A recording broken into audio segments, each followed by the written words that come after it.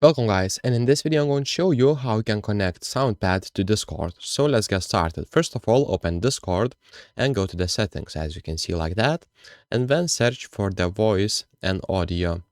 So it is audio and screen. And now for the microphone, select the microphone that you're using. So as you can see, I'm using SteelSeries Sonar microphone.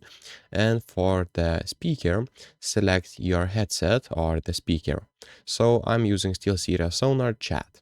Okay, so now let's go to the Soundpad and click on File, go to Preferences, and go to Devices as you can see right here.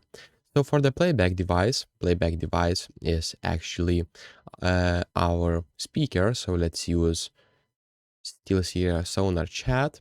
And for the recording devices, it is our microphone. So let's use the SteelSeries Sonar microphone that I'm using right now.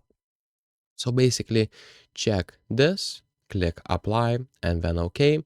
And that's how you'll be able to use a microphone and a speaker with Discord. So if this video was helpful, please make sure to subscribe to Guide to Everything, comment down below for the algorithm, and see you in the next one.